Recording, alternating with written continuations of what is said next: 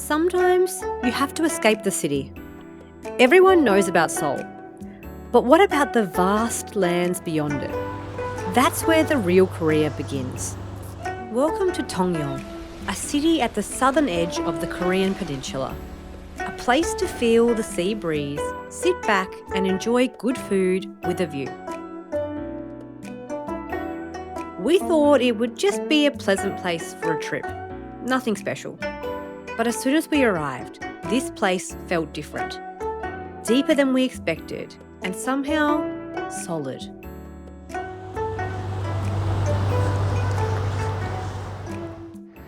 Welcome to Tongyeong! This is the home of all things Yi Sun-sin. Also some really good honey bread, which I'm excited to try, and a really interesting type of kimbap. So, I guess we better go and try it. Let's go!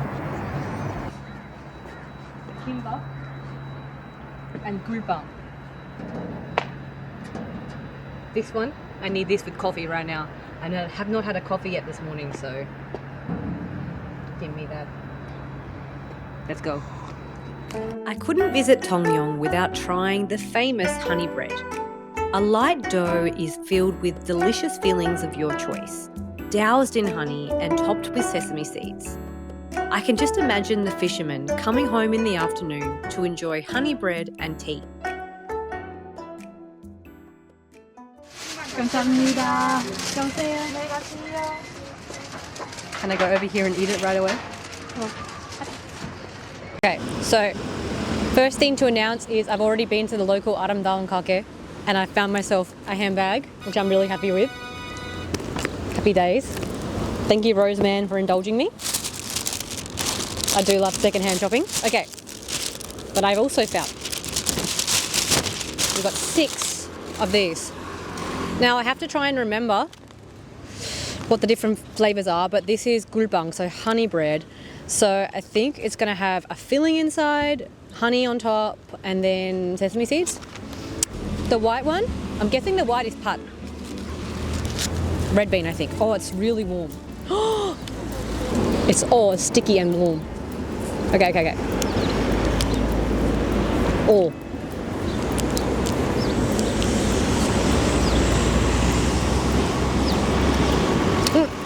Yum.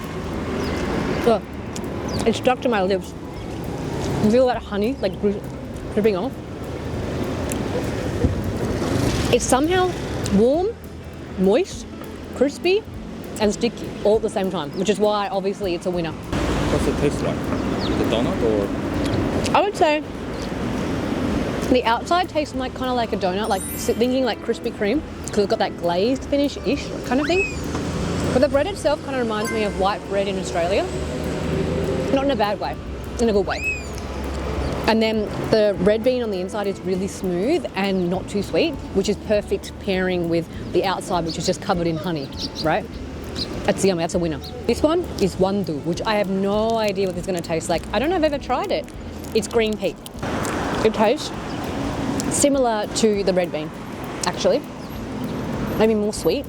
Okay, this one I've read it is yuja, which is like a Korean citrus, like a lemon and mandarin mixed together, I think. Oh.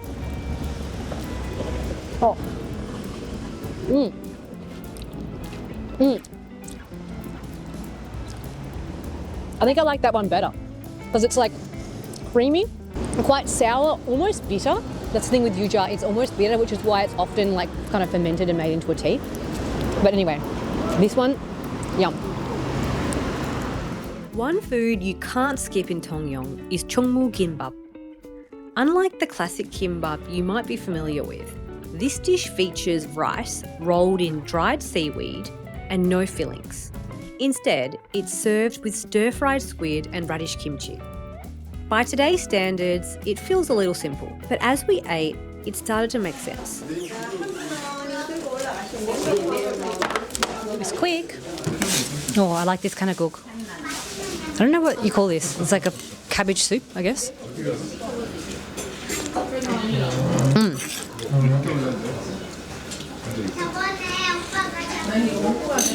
Tastes like the sea, but with vegetables. Okay, I have literally no idea how to eat this. So it's like a deconstructed kimbap. Usually kimbap, when you eat it, inside it has the ingredients, like vegetables and meat and this kind of thing. But now, this is like just, inside this is just rice. There's just rice and seaweed. And now I've got to eat it. I guess, like, I don't know how to do it. I don't know. Maybe I'll do this first. Some fish cake. This. You can taste the quality of the rice and the seaweed. Even though that's covered in red, it's not spicy. Try some radish kimchi.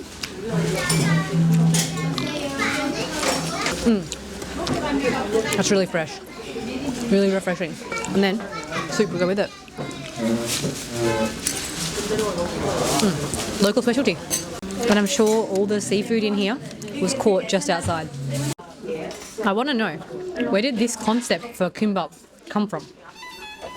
Like, deconstructed. You know, it's interesting. In the West, really fancy restaurants offer like deconstructed versions of classic dishes.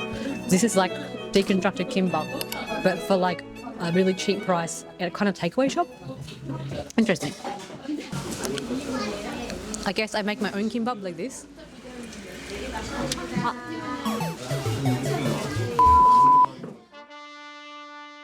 This isn't food made to impress. It's food made for before heading out to sea. Something you eat quickly and that keeps you going. Tongyeong feels like a city that has always kept only what it truly needed. Tongyeong was once called Chungmu, a coastal city where fishing has long been a way of life. Because of the nature of work at sea, meals had to be quick and simple. Regular kimbap, filled with rice and side dishes, spoiled easily in the summer heat. So people wrapped only rice in seaweed and packed the side dishes separately. That simple idea became what we now know as 충무김밥.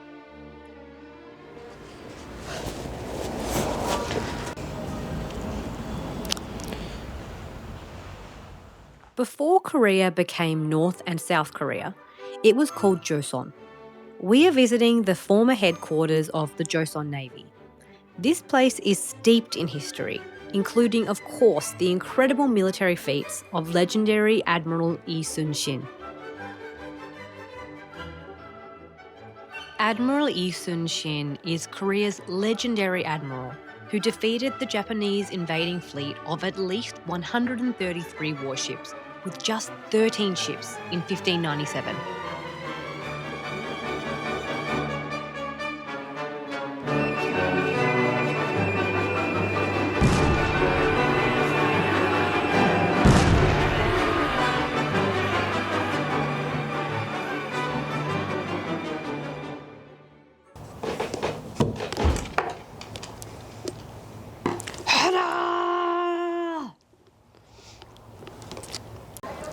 This is surprisingly very warm, actually. I'm quite warm. I'm ready to go on the ship. Lead the Navy to victory! Hara! Hara!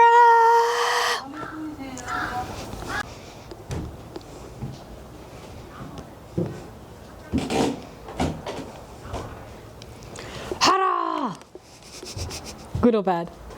Hara! You like this one? That's cute, but I like hara! Hara! Here at Tongyeong, I can almost feel the weight of Admiral Yi's thoughts. Every day he had to consider the sea, his soldiers, and the enemy's every move. It must have been exhausting, yet he never gave up.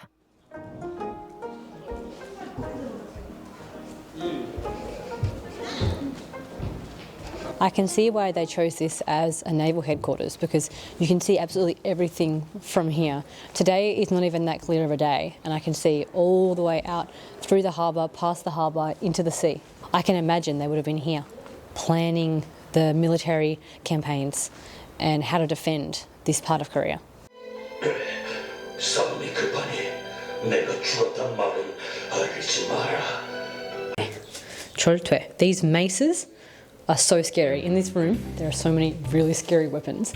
Particularly this iron mace, this one with the big round ball on the end, is so scary. I'm just imagining like someone bashing heads in with it, which I guess that's what it's for. Obviously, it feels really medieval, which is interesting for me as a historian because for some reason I think of like medieval means Europe, but obviously this is the medieval period here in Korea. So interesting. Hey. Anyway, this one is really scary. There's a lot of really scary, there's a devil's sword we saw as well. Massive crossbow with a dragon's head. I'm scared.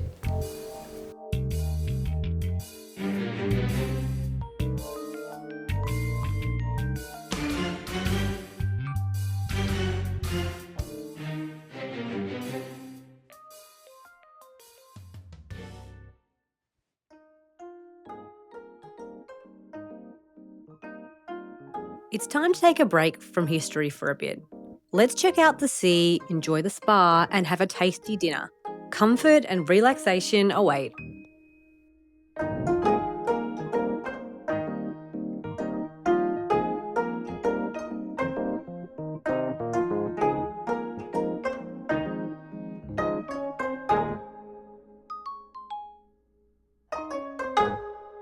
One thing every Korean wants to do when they come to a pension is have barbecue. Second thing they want to do is have a spa. But we have here barbecue. We have a spa and a barbecue. And a view. Barbecue view. Spa view. Sorry, too much. We cut it out. We've got some Australian wagyu. Been a long time to eat Australian beef. That's not true. They have it at McDonald's here, don't they? Okay, take it back. Cut that out. But Wagyu is different. Wagyu is different, right? Yeah, cool. So, got it to eat. It's barbecue time. And the view here is just crazy, right? Can I live here? I want to live here. Ooh. Oh. Give me that. I'm gonna try this piece. Smells good. Mmm. Mmm. Mmm. Mmm. Mmm. It's like hanu, but a little more like beefier, but the same texture, like really like marble. Good. Try with some salt now.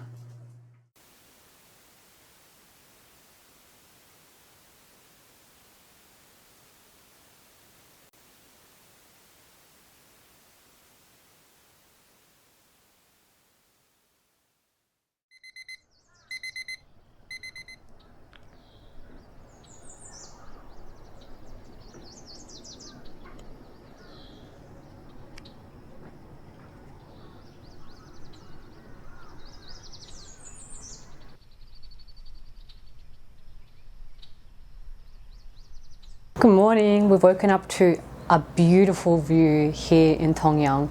It's absolutely crazy just to see this after having black last night.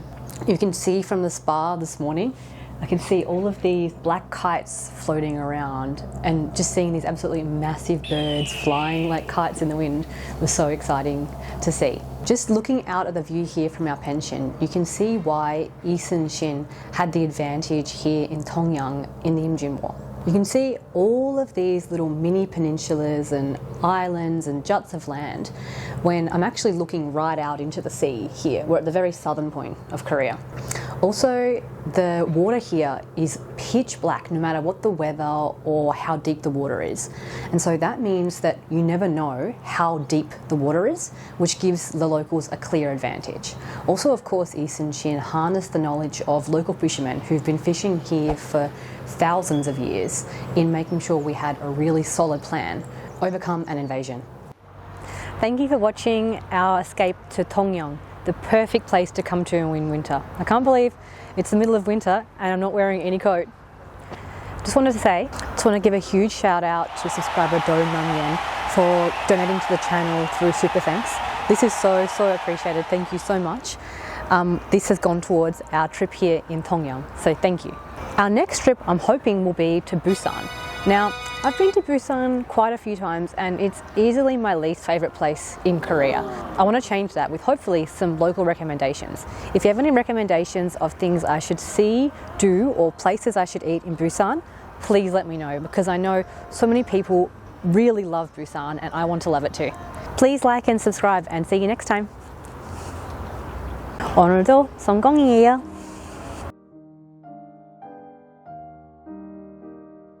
Tongyeong is more than just a beautiful seaside town. It's a place that quietly influenced the course of Korean history. Even now, the echoes of those decisions linger in the waves, the local food, and the rhythm of the streets. So here's to Tongyeong, the coastal city that quietly changed history.